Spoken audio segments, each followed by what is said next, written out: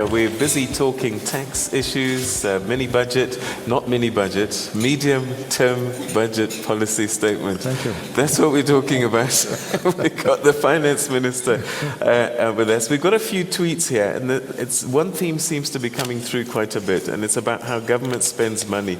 We've got a tweet here from I am an African who says, why are we told to tighten our belts when we budget for more VIP security and new jets?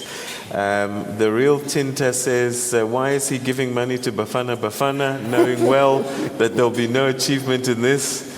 And hashtag Blade Must Fall says,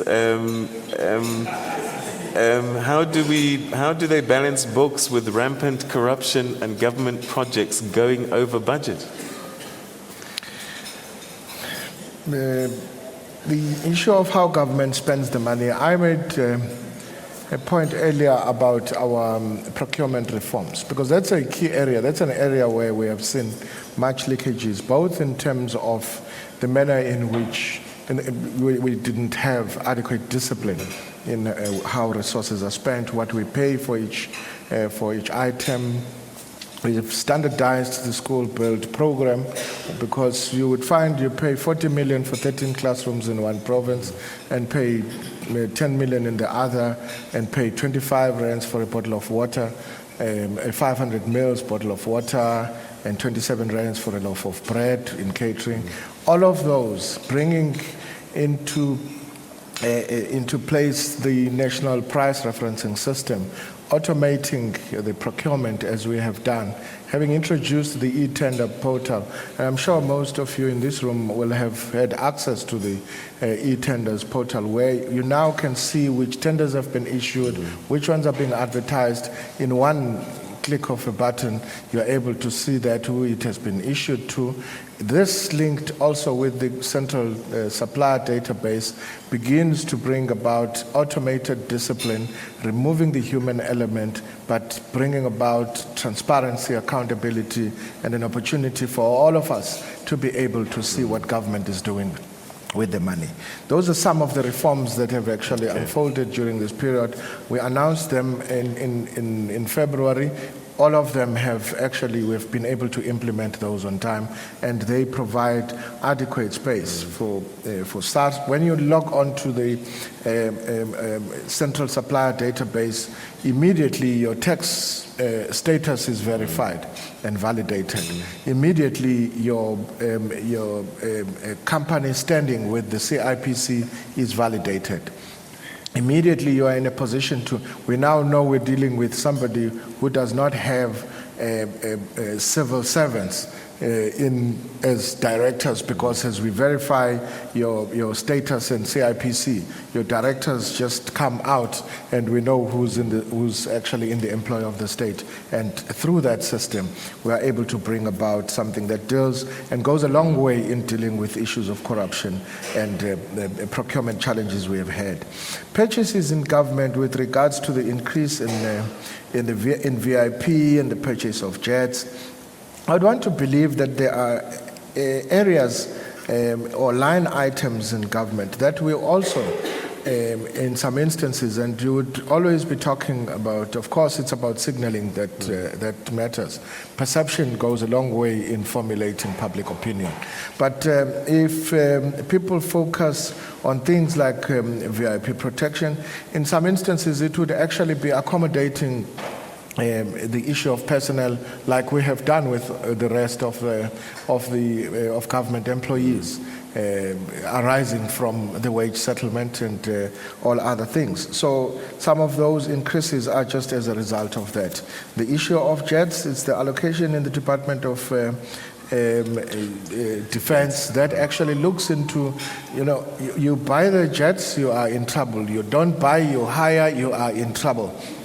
So I think we actually also need to, it's for that reason that I think the trust between government and society out there is a critical element, and that is where tax morality that Mr. Moyane was talking about becomes critical. It's important for people, and we need to be transparent, and it's for that reason that the public knows about these things. And I don't know of any allocation to Bafana Bafana, so I wouldn't All right. respond to that. Donald Matebula is on table number 2. Let's hear Donald Matebula's question. Good morning, Minister. You talk of transparency, and I must say you've just recently gazetted regulations for bringing in local government in the form of municipal chart of accounts. My concern, though, is that currently National Treasury and provincial treasuries are supposed to implement this good policy. And you quite correctly say that consultants are too expensive. Now, I'm not so sure if National Treasury do have all the requisite skills to implement these important regulations. Could there be any discussions between the National Treasury, provincial treasuries, and those consultants to make sure that we come to a cost-effective way of making sure that this policy statement goes implemented properly? Thank you. Okay. The implementation of the Standard Charter of Accounts and the skills set within government and whether we have the capacity. Indeed, what government, and the point we've been making about the use of consultants has always been qualified to say the excessive use of consultants. Because there is no way you can actually completely operate without use of any form of consultancy. The AG, when the AG does its audits, it actually uses other audit firms because the audits are done at a particular time of the year, and the AG can't have that capacity residing with the AG's office for the rest. So if you were to look at the AG's expenditure, would you then say that they have excessive of consultants? Because that's how it's classified. But it is the excessive use of consultants that we actually say we need to actually, cut down on.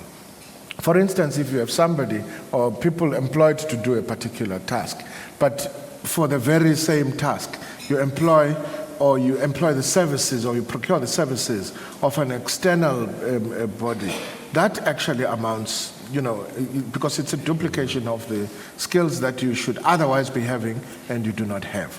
But there are times when it is justified to use consultants where the skills are not there, but also where those skills are required for a particular period, rather than having that skill lying redundant for a period of time and only being used once or twice in a year when you continue paying for it.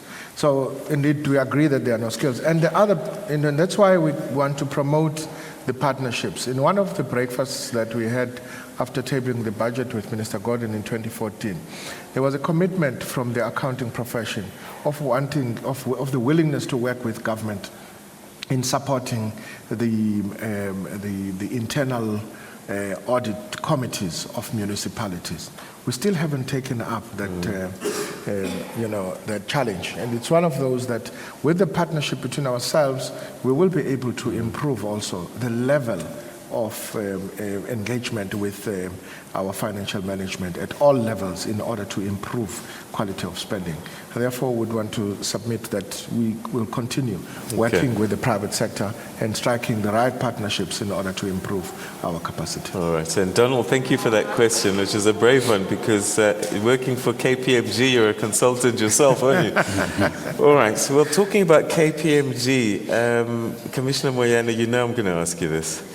So this SARS rogue spy unit KPMG report, where are we with that? Did this rogue unit exist? Is it a fiction?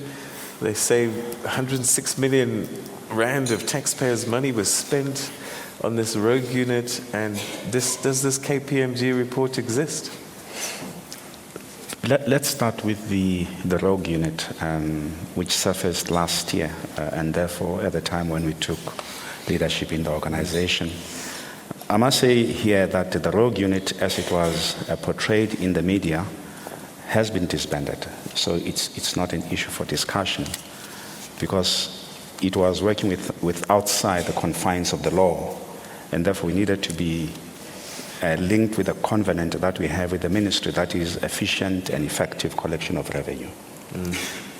Now, the KPMG report that you are talking about, it's something that, as the minister responded in the medium-term budget terms policy statement, it's a leak, and a leak must be treated as a leak. It's an unofficial release of information that has not been digested completely. So I think that's where we stand.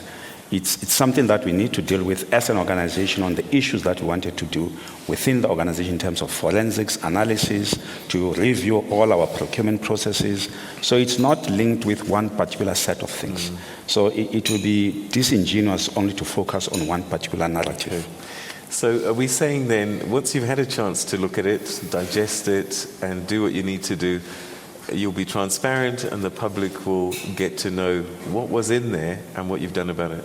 Certainly, when the time arrives, when everything has been done and we are satisfied that it deals and on the terms of reference for which it was commissioned for, yes, we will share that with the public. All right. Okay, we're going to take another quick break, and when we come back, we're going to start wrapping things up, get through as many questions as we can, and we're looking at Twitter as well. Stay with us.